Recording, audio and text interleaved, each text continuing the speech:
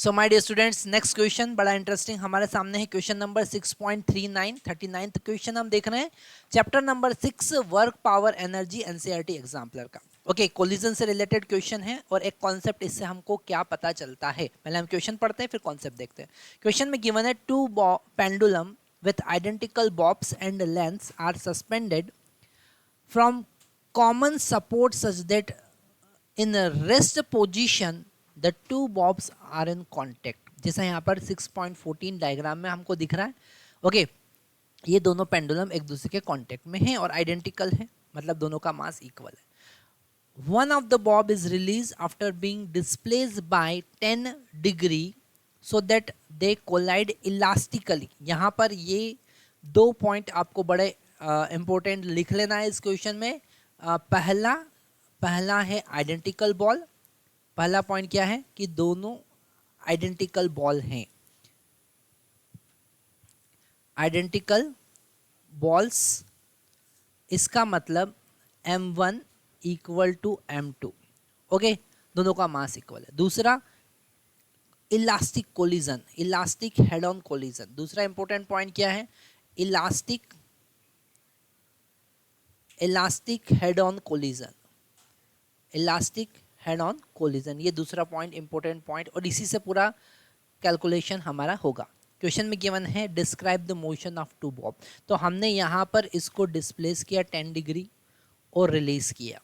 Okay, जैसे ही हम इसे डिस्प्लेस करेंगे और रिलीज करेंगे तो इसकी जो पोटेंशियल एनर्जी है वो यहाँ पर काइनेटिक एनर्जी में कन्वर्ट होगी और इसके पास में कुछ एनर्जी आ जाएगा। ओके, मान लेते हैं हम यहाँ पर जो एनर्जी आया वो E0 आया, तो वही एनर्जी इसके अंदर ट्रांसफर होगी as a kinetic energy. Okay, अब ये कोलाइड करेंगे तो यहाँ पर ये दोनों पॉइंट, हम जो इम्पोर्टेंट पॉइंट है वो नोट डाउन हमने जो किए हैं, उससे क्या रिजल्ट निकलता है, वेलोसिटी एक्सचेंज। क्या कॉन्सेप्ट है, वेलोसिटी एक्सचेंज। वेलोसिटी एक्सचेंज हो जाएगा, मतलब ये B जो है ये रेस्ट में आ जाएगा और A अब मूव करने लगेगा, और जैसे ही A मूव करने लगेगा तो A फिर एनर्जी E0 गेन कर लेगा। तो इनमें एनर्जी का एक्सचेंज होता रहेगा। ओके, अगर हम एक कंप्लीट टाइम पीरियड देखें पूरे साइकिल का, है ना, तो यहाँ पर ये कॉन्सेप्ट पहला हमको समझ में आता है कि अगर आइडेंटिकल बॉल है, इलास्टिक कोलिजन है, तो वेलोसिटी एक्सचेंज हो जाएगा, एनर्जी एक्सचेंज हो जाएगा। ठीक है, यहाँ पर हम लिख सकते हैं 10 एनर्जी एंड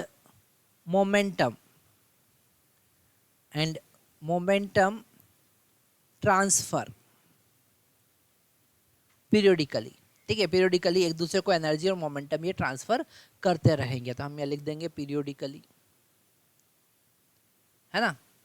और उनका पीरियड कितना होगा, इस पूरी प्रोसेस का पीरियड होगा कैपिटल 2T। ओके, 2T होगा। एक का अगर T है तो दो का कितना हो जाएगा, 2T हो जाएगा। तो ये हमने सीखा यहाँ पर। और दूसरा अब हमको अगर हम बी पार्ट देखें, बी पार्ट में क्या गिवन है, बी पार्ट में गिवन है draw the graph showing the variation in energy of either pendulum with time for T equal to 0 to 2T where T is the period of each pendulum। Okay, तो यहाँ पर जैसे ही हमने A को initial energy, इस A को initial energy E0 से release किया। ओके, हम मान लेते हैं A को इनिशियली हमने रिलीज किया, और ये T/4, क्योंकि इसका जो टाइम पीरियड होगा वो T होगा, तो उसका T/4 पीरियड जो होगा उसमें ये यहाँ मीन पोजीशन पे पहुंच जाएगा, है ना। तो T और A के लिए हम देखें तो जब T/4 टाइम कंप्लीट हो जाएगा तो A का एनर्जी E0 रहेगा और B का एनर्जी 0 रहेगा। अब क्या होगा, एनर्जी ट्रांसफर होगा। तो नेक्स्ट T/4 के लिए, तो T/4 प्लस T/4 कितना होगा, T/2। T/2 के लिए A का एनर्जी अब 0 होगा क्योंकि उससे टकरा गया और पूरा का पूरा एनर्जी उसको दे दिया, तो वो रेस्ट में आ गया। अब B का एनर्जी कितना होगा, E0 होगा।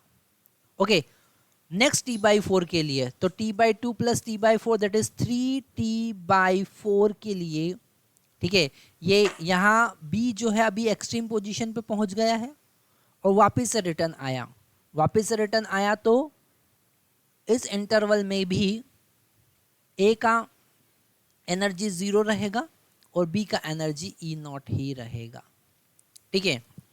फिर ये रिटर्न आया, इससे कोलाइड किया, तो नेक्स्ट t/4 के लिए, है ना, मतलब कि t के लिए, है ना, ये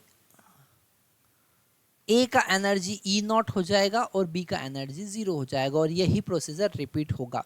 तो अगर हम एनर्जी और टाइम के बीच में ग्राफ प्लॉट करें, ओके, एनर्जी और टाइम के बीच में अगर हम ग्राफ प्लॉट करें फॉर ए, यहाँ पर हमने एनर्जी लिया और यहाँ पर टाइम लिया, तो हमको कितने पार्ट में डिवाइड करना पड़ेगा? पहले 0, फिर t/4, फिर t/2, फिर 3t/4, फिर t, ओके, फिर 5t/4, ओके, फिर इसमें t/4 ऐड करेंगे तो ये हो जाएगा 3t/2, ओके, इसमें 2t/4 ऐड करेंगे तो 7t/4 और फिर लास्ट में आ जाएगा 8t/4 that is equal to 2t, okay. अब हम ग्राफ प्लॉट करते हैं ए के लिए, तो ए का इनिशियल एनर्जी जो था वो E0 था, फिर हम यहाँ पर देख रहे हैं 3t/4 तक उसका एनर्जी 0 रहेगा, फिर उसका एनर्जी E0 हो जाएगा, तो वापस से उसी कंडीशन पे आ गया, ठीक है। फिर 3t/4 के लिए उसका एनर्जी उतना ही रहेगा और अब वो b से कोलाइड करेगा, उसका एनर्जी 0 हो जाएगा, फिर उसका एनर्जी 0 रहेगा और फिर उसका एनर्जी यहाँ पर E0 हो जाएगा। तो ये है उसका एनर्जी डायग्राम। और अगर हम b के लिए देखें तो b के लिए कैसे बनाएंगे? तो यहाँ पर हमने फिर से टाइम और b के एनर्जी का ग्राफ बनाया है, this is for b, okay.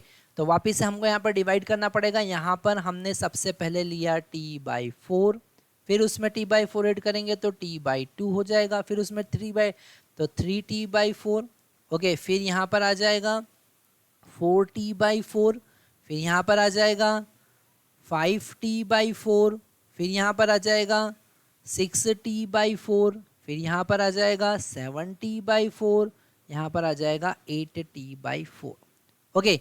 तो अगर हम अब ग्राफ प्लॉट करें तो स्टार्टिंग में तो उसका एनर्जी 0 था, फिर उसका एनर्जी मैक्सिमम हुआ E0 और 2 साइकिल के लिए 2t/4 के लिए वो E0 हो जाएगा, कितना हो जाएगा?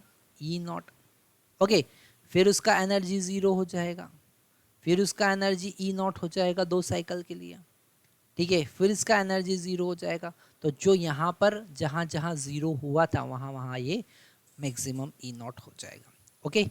तो यहाँ पर हमने ग्राफिकल रिप्रेजेंटेशन भी देखा, ओके, बड़ा इंटरेस्टिंग क्वेश्चन था यहाँ पर। और मेन कॉन्सेप्ट सबसे बड़ा ये है कि एनर्जी और मोमेंटम एक्सचेंज होगा जब हेड ऑन इलास्टिक कोलिजन होता है। तो थैंक यू वेरी मच।